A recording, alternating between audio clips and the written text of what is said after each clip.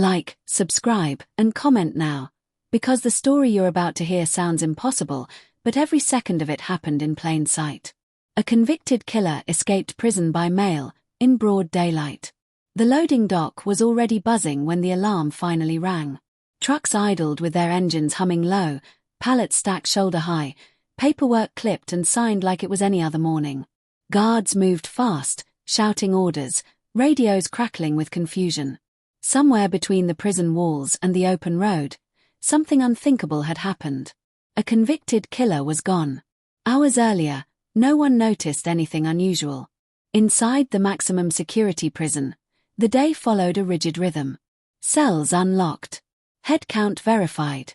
Inmates marched in silence, eyes forward, boots scraping concrete. Among them was a man the system believed it understood, a convicted killer with no chance of parole, no leverage, no future beyond steel bars. On paper, he was low risk for escape. No history of violence inside. No contraband. No whispers of a plan. What no one saw was patience. For weeks, maybe months, he had been watching the same routine repeat itself. The same carts rolling through corridors. The same sealed packages leaving the prison each afternoon. Mail, laundry, supplies, objects that moved freely through checkpoints inmates never could. The prison trusted process more than people. And that trust would become the opening. The first hint that something was wrong came during an afternoon count. One number didn't match. Guards assumed a clerical error. It happened all the time. A recount was ordered, slow and methodical, until panic crept in. A cell stood open. Empty. The bed neatly made. Cameras were checked. Doors reviewed. No alarms triggered. No fences breached. No violence reported. It was as if the inmate had dissolved into thin air. Then a supervisor noticed the outgoing shipment log. One crate, large, sealed, tagged for delivery, had already left the grounds. It wasn't due for inspection. It never was. The driver had passed the final gate hours ago, unaware he was hauling more than paperwork and supplies. Inside that crate, packed tight in darkness, oxygen thinning with every mile, was a man the prison believed was still locked behind concrete walls. When investigators forced open the empty cell and traced the shipping route, a chilling realization set in. This wasn't a spontaneous escape. It was a disappearance planned down to the minute. And when they finally opened the shipping manifest, one detail made every guard in the room fall silent, because what they found next proved the prison had unknowingly helped him escape. By the time authorities realized how the escape had happened, the prison was already in damage control mode. Internal affairs sealed off offices. Phones rang non-stop. Supervisors demanded answers no one could give. The question wasn't just how he escaped, it was how the system had missed every warning sign. Investigators retraced the inmate's final weeks inside. On the surface, he'd been invisible. No disciplinary write-ups. No conflicts. No sudden behavior changes. He volunteered for kitchen duty, then transferred to a prison labor detail that handled packaging and outgoing logistics. It wasn't a red flag. Hundreds of inmates cycled through those jobs every year. Trust was built into the process because it had to be. Without it, nothing moved. But trust had blinded them. Security footage showed him working calmly near the loading area, learning schedules, memorizing routines. He watched which crates were inspected and which were waved through. He learned weights, dimensions, seals. Most important of all, he learned timing.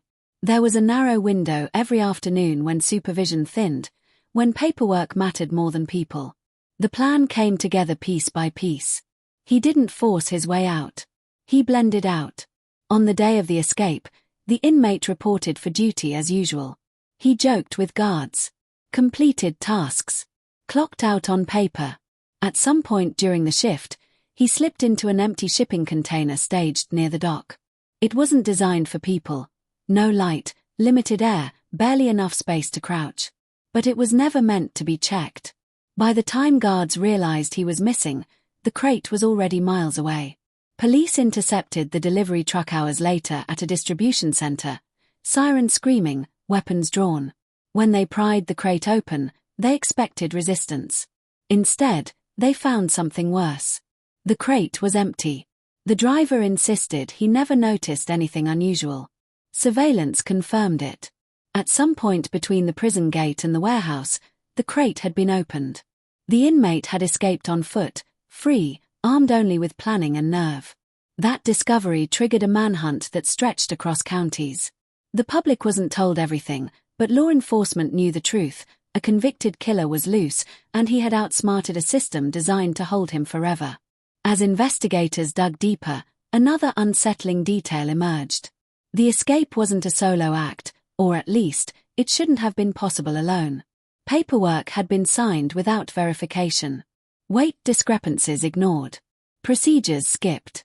Whether through negligence, fear, or quiet cooperation, the prison's defenses had folded without a single lock being broken.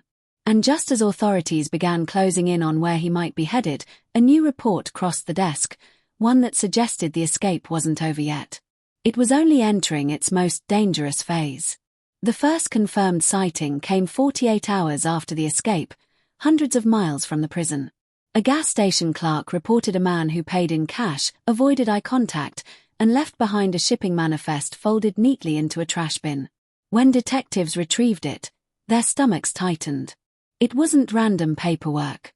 It was a route map. He was moving with intention. The manhunt intensified overnight. State troopers, federal marshals, and local police formed a task force, tracking toll cameras, freight hubs, and abandoned rest stops. Every lead pointed to one chilling truth: the escaped killer understood logistics better than the people chasing him.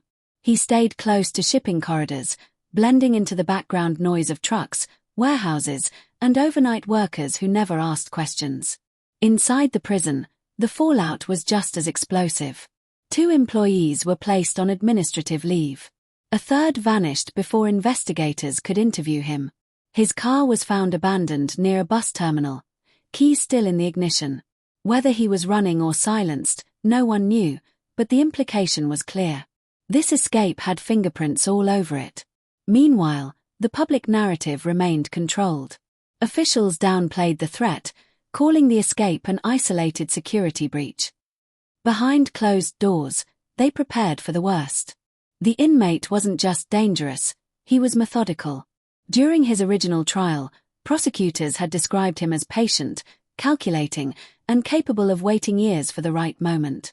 Now, that patience was paying off. Late on the third night, a break finally came. A warehouse security camera captured a familiar face slipping between stacked pallets. The footage was grainy, but unmistakable. Same posture, same eyes, same calm. He wasn't panicked. He looked comfortable. Officers surrounded the building within minutes. What they found inside wasn't a fugitive hiding, it was a staging ground. Food supplies, clean clothes, cash sealed in plastic, a burner phone, still warm. Someone had prepared this place in advance. Someone who knew he was coming. Then the phone rang. The call didn't come from outside. It came from within the police perimeter. By the time officers traced the signal, it was too late. A freight train thundered past the far side of the warehouse, horns blaring, metal screaming against metal. Witnesses later reported seeing a lone figure jump onto a moving car, disappearing into the darkness as floodlights swept uselessly across empty tracks. The escapee was gone again. But this time, investigators understood something terrifying. This wasn't just an escape. It was a test run. And the final move, the one he'd been planning since the moment he climbed into that crate, was still ahead. The task force realized the truth just before dawn. Every move he had made since the escape, every warehouse stop, every false trail, every near miss, had been deliberate misdirection. He wasn't running from the system. He was circling back to it. Investigators revisited the evidence from the beginning.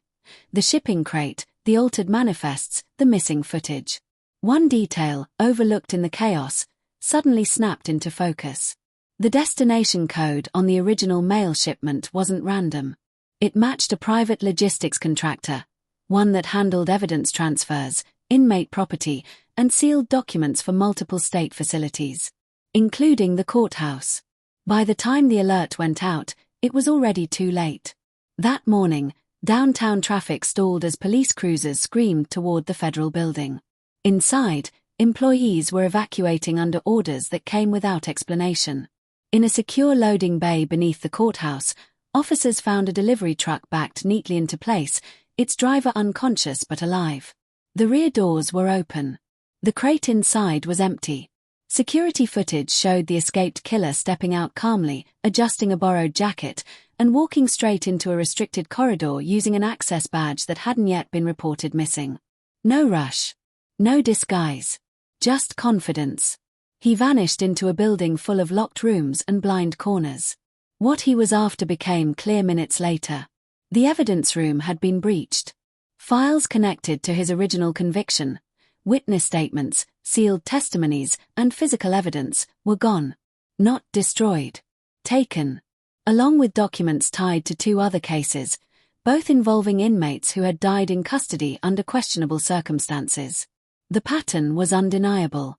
His escape wasn't about freedom. It was about leverage. When authorities finally tracked him down that night, it wasn't during a chase. It was a phone call. The burner rang on a secure line reserved for internal use. The message was short, calm, and devastating. "If you want the truth buried," he said, "you'll leave me alone. If you don't, I'll mail it to the world." 3 days later, the manhunt was officially suspended.